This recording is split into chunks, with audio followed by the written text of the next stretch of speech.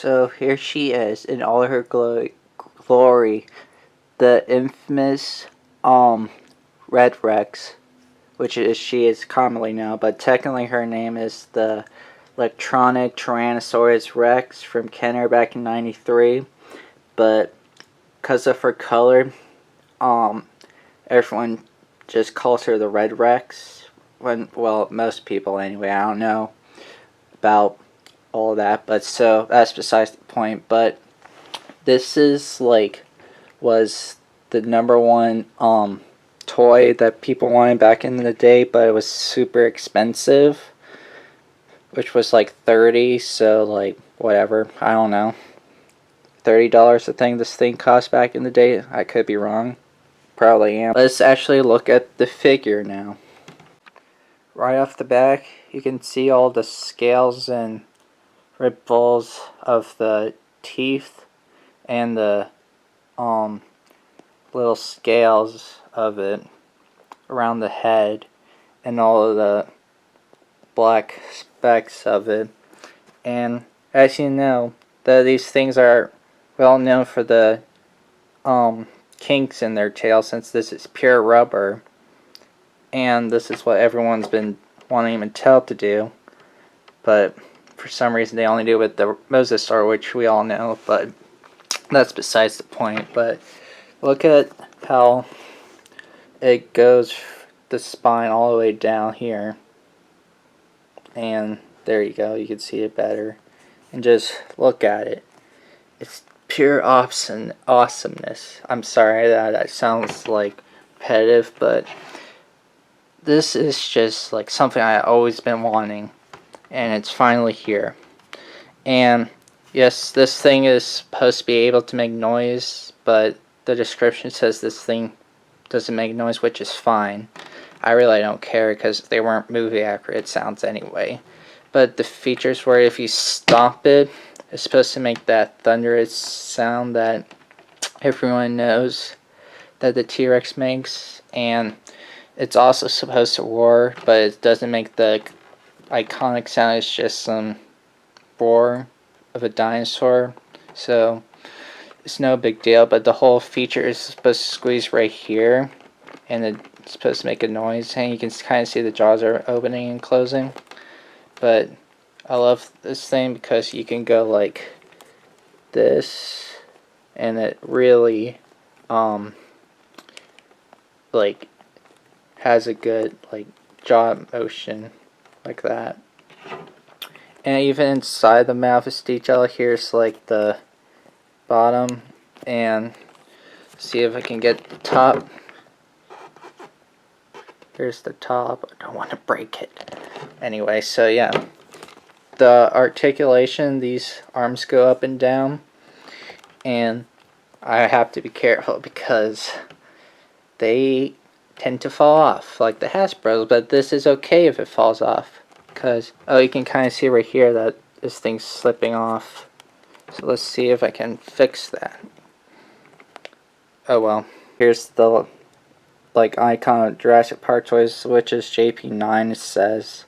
Can't really tell because of just how it's printed, but yeah. And here's the Mattel Extreme Chopping T-Rex next to the Red Rex, and you can see she is pretty much dwarfed next to it. And if I kind of think that the Extreme Chopping is actually the size of the juvenile Rex from the Kenner line. So now next to the Red Rexy, which is already kind of small, is like a sub-adult, I guess, is what she is in the movie, kind of what they were getting at, but that's Rexy. I have to keep my hands here because it doesn't stand well on its own. Well, it's standing now because I have it on a little defense thing.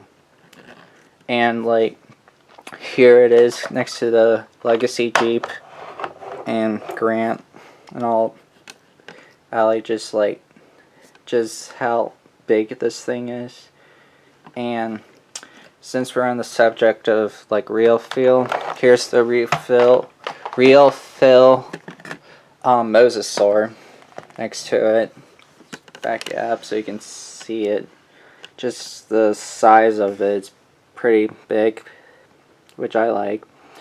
And the interesting thing compared to these kind of rubber, the mosasaur is kind of like more thick, and this is like thin rubber kind of thing.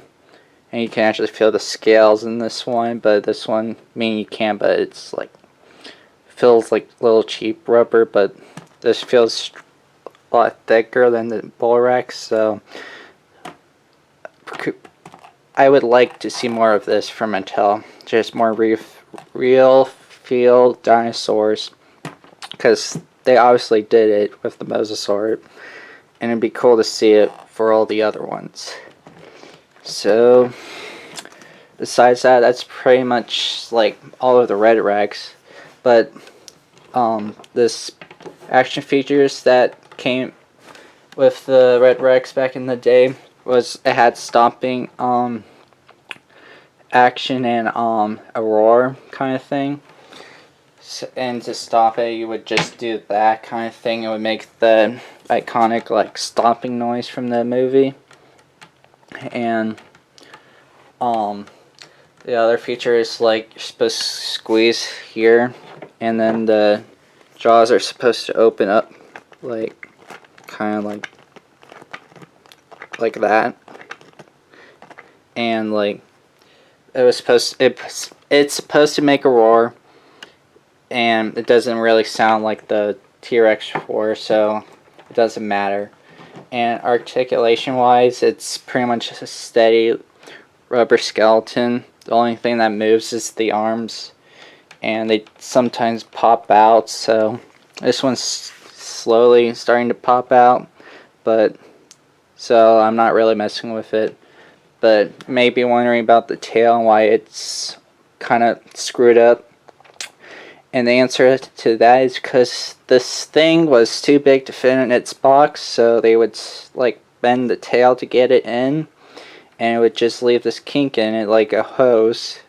So it's like wrinkled like that. And there is a way to get rid of the kink in the tail so it's like straight, kind of like that. But I think it's what makes this toy so cool and iconic is the kinks in the tail. Same with the Lost World dinosaurs too. So, but maybe wondering about the tail and why it's kind of screwed up. And the answer to that is because this thing was too big to fit in its box, so they would like bend the tail to get it in, and it would just leave this kink in it like a hose. So it's like wrinkled like that. And there is a way to get rid of the kink in the tail so it's like straight, kind of like that. But I think it's what makes this toy so cool and iconic is the kinks in the tail. Same with the Lost World dinosaurs too. So that's pretty much it for the Red Rex.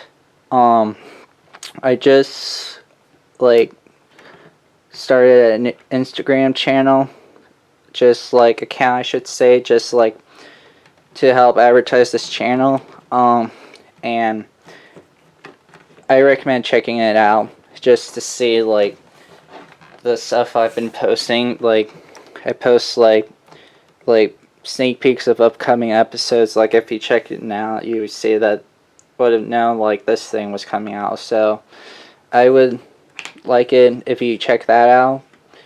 There's a link on the channel thing, so you can go straight to there. And besides that, thanks for watching this.